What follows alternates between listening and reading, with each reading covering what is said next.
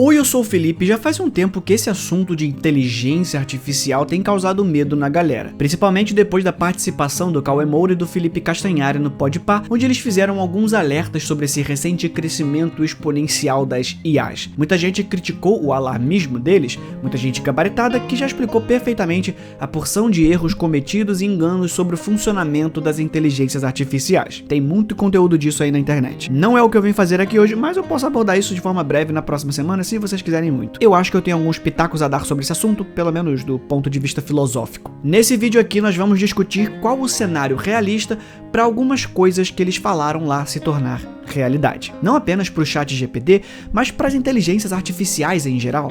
Quando que esse monte de códigos irá se tornar consciente como nós? Mas principalmente, será que é possível uma máquina ter uma consciência?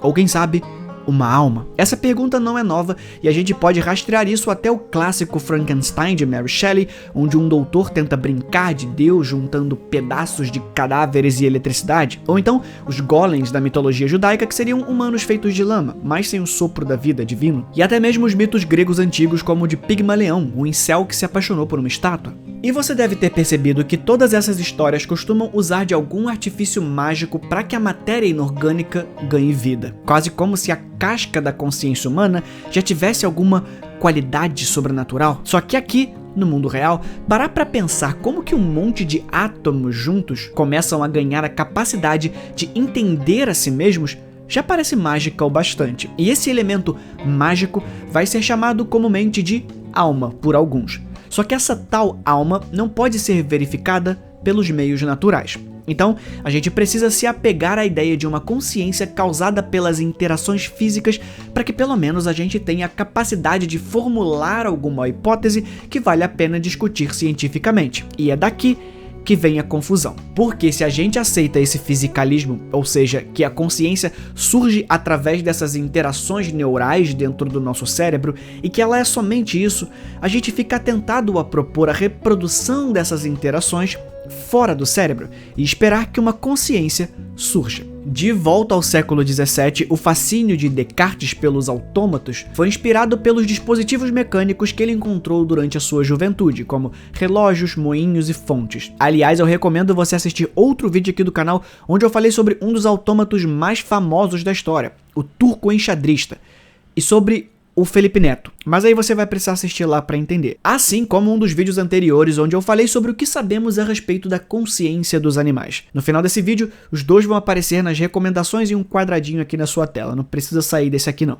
Descartes acreditava que tudo no mundo era feito de duas coisas diferentes, a matéria física, como os objetos que podemos tocar, e a mente imaterial, os nossos pensamentos, a consciência. Ele achava que o mundo físico era como uma máquina, seguindo regras específicas, mas tinha dificuldade em explicar como a mente se encaixava nessa ideia. Ele via animais e humanos como máquinas complexas com suas ações e emoções provenientes do arranjo de suas partes, semelhante a como os movimentos de um relógio vêm de suas engrenagens e pesos. O que nos separava dos outros animais era a experiência subjetiva interna. Embora acreditasse em duas coisas separadas, a mente e a matéria, ele não tinha certeza de como elas realmente interagiam. As ideias de Descartes influenciaram muito as discussões sobre como as nossas mentes e corpos estão conectados e continuam sendo importantes em nossa compreensão do mundo até hoje. Não à toa estamos aqui discutindo se máquinas podem pensar.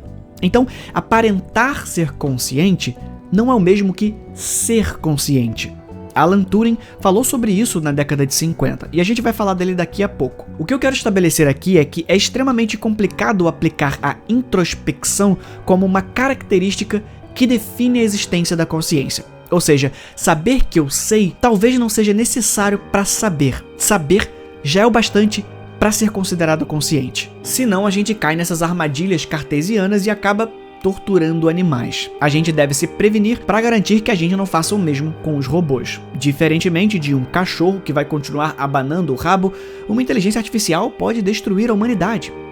Será mesmo? Se o ChatGPT simplesmente puder raciocinar a pergunta que está sendo feita para responder, não seria errado dizer que ele é consciente. O problema é que não é assim que ele funciona. O ChatGPT processa a linguagem de uma maneira parecida com a que a gente processa. A diferença está justamente na racionalização desse processo. Como sabe-se que quem traz não foi sempre 13 em outros tempos para sobre quase? O que eu tô querendo dizer é que a gente não solta um monte de palavras aleatoriamente assim. Existe uma ordem que vamos chamar de sintaxe. São as regras sobre a disposição das palavras dentro de uma frase e as suas relações de concordância, ordem e subordinação.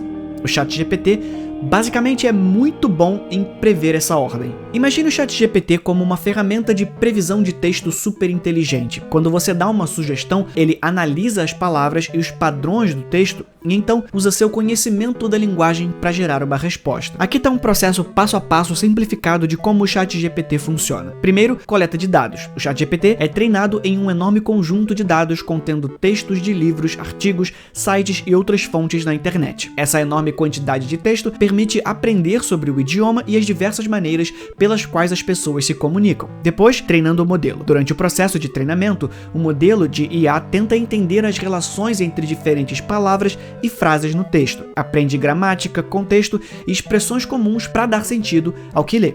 Então, previsão do texto. Assim que o treinamento for concluído, você pode interagir com o ChatGPT fornecendo um prompt ou uma pergunta. O modelo analisa as palavras que você fornece e tenta adivinhar o que viria a seguir com base no que aprendeu com os dados de treinamento. E aí, ele gera a resposta. Usando seu vasto conhecimento, o ChatGPT gera uma resposta que acredita ter maior probabilidade de seguir uma ordem de palavras que melhor se encaixa com a sua entrada. E por fim, quanto mais pessoas usam o ChatGPT, mais feedback ele recebe, ajudando a se tornar ainda mais inteligente com o tempo. A OpenAI atualiza e melhora continuamente o modelo com base no feedback que recebe. Então, por mais que o ChatGPT seja poderoso e possa gerar respostas semelhantes às humanas, ele não é humano e carece de compreensão ou consciência real. Ele processa o texto com base nos padrões que aprendeu com os dados de treinamento, mas não possui emoções, opiniões ou experiências pessoais. E nem sou eu que estou dizendo isso, eu literalmente pedi para o ChatGPT explicar em termos simples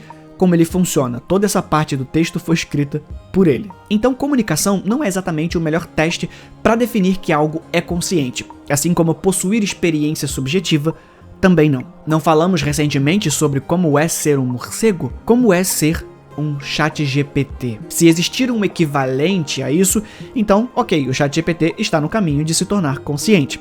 Até o momento, tudo indica que o ChatGPT permanece como um processo de geração de texto, seguindo a previsibilidade do discurso humano e não um ente ou um agente possuidor da famosa qualia. O meu ponto aqui é que, de qualquer forma, o ChatGPT e outras IAs semelhantes são apenas modelos de linguagem. E esse é o problema, porque talvez não é que as inteligências artificiais sejam tão incríveis, a gente que talvez seja mais simples do que acha que é. E essa discussão começa lá atrás com ele, ateu, homossexual e pai da computação.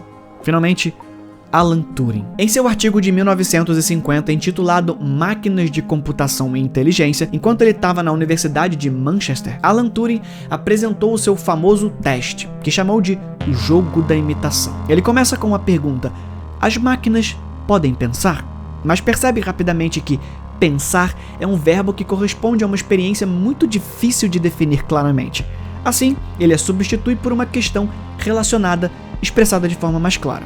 Nesse jogo, existem 3 jogadores. Um homem, o jogador A, uma mulher, o jogador B, e um interrogador, o jogador C. O jogador C não pode ver o jogador A e o jogador B, e se comunica com eles apenas por meio de notas escritas sem saber os seus gêneros. O objetivo é que o jogador C descubra quem é o homem e quem é a mulher. O teste de Turing vai ser uma versão modificada desse jogo, mas em vez de um homem e uma mulher, temos um homem e um computador, ambos julgados por um juiz humano. O juiz conversa tanto com o humano quanto com o computador por meio da digitação. O computador e o humano tentam convencer o juiz de que são humanos. Se o juiz não conseguir dizer consistentemente qual é qual, o computador vence o jogo, o que o define como possuidor de inteligência. A questão de Turing não é mais se uma máquina pode pensar, já que a esse ponto já aprendemos que isso não é verificável, mas se uma máquina pode agir de uma maneira indistinguível de uma entidade pensante. Ele se concentra nas habilidades que o pensamento possibilita e como uma máquina pode gerar essas capacidades em vez de entrar em debates filosóficos complexos sobre o que significa pensar. E todos esses avanços recentes, como os do ChatGPT, nos mostram que quando as IAs nos substituírem, não será o fim dos humanos. Será o fim das próprias IAs. Um problema extremamente interessante surgiu à medida que mais pessoas usavam inteligências artificiais, principalmente o ChatGPT, para gerar e publicar conteúdo. Você lembra de como esses programas funcionam, não lembra? Eles pegam textos, também da internet, e usam eles para matematicamente prever como textos funcionam. Mas e se o material que eles usam para treinar for feito por IA? Esse loop não pode dar certo. Um grupo de pesquisadores do Reino Unido e do Canadá decidiu se aprofundar nessa questão e publicou suas descobertas em um periódico de acesso aberto, o Archive, que se escreve assim como está aparecendo agora na tela. Suas descobertas levantaram preocupações sobre o estado atual e o futuro da tecnologia de IA generativa.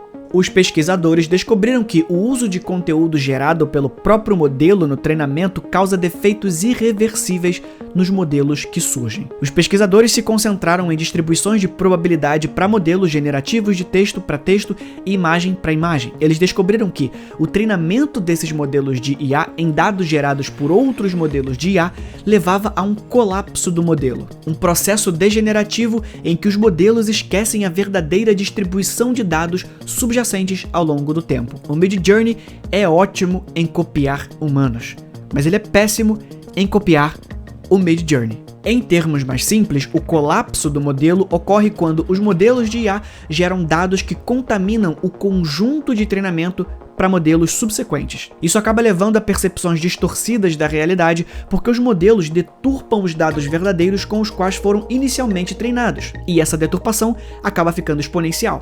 As inteligências artificiais produzem uma versão artificial do texto humano, da arte humana, do comportamento humano. Parece bom porque eles copiam a fonte, mas quando eles copiam a cópia, e depois copiam a cópia da cópia, e a cópia da cópia da cópia, já viu. O fenômeno do colapso do modelo apresenta vários desafios para a indústria de IA. Por exemplo, as startups de IA já estão buscando dados de treinamento de fontes como o Internet Archive para garantir que os modelos treinem em cima de conteúdo humano, numa época do passado, onde tudo era mais simples. Então, pois é, os caras que estão tentando nos substituir por inteligências artificiais estão preocupados com a proliferação de inteligências artificiais. Para evitar que esse colapso de modelo se torne comum, os pesquisadores propuseram duas abordagens. Uma envolve reter uma cópia de prestígio do conjunto de dados original produzido por humanos e evitar a contaminação com novos dados gerados por IA. E o segundo método envolve uma triagem humana para garantir que a introdução de dados novos seja limpos e gerados por humanos. Ou seja, a IA copia humanos e agora humanos garantem que a IA continue copiando humanos para não copiarem IAs. Então, apesar das nossas preocupações com todo esse crescimento, tem uma fresta de esperança para os criadores de conteúdo humano. Em um futuro repleto de ferramentas generativas, o conteúdo criado por humanos, pelo menos como fonte de dados para treinamento de inteligência artificial. Resumindo, a relação entre humanos e IAs é semelhante à relação do nosso corpo com a mente. Estamos caminhando para um relacionamento impossível de desassociar, mas não necessariamente um causa o outro. A IA pode destruir os humanos, mas destruir os humanos possivelmente vai significar destruir a si mesma. Até o momento, comparar consciência humana, QI ou qualquer outro tipo de atribuição humana a modelos de linguagem é pura teoria de conspiração. As IAs continuam sendo ótimas ferramentas que precisam sair do monopólio das grandes empresas. Mas se eu te propor ideias de como fazer isso, você vai me chamar de comunista? Então, a gente se vê no próximo vídeo. Fui.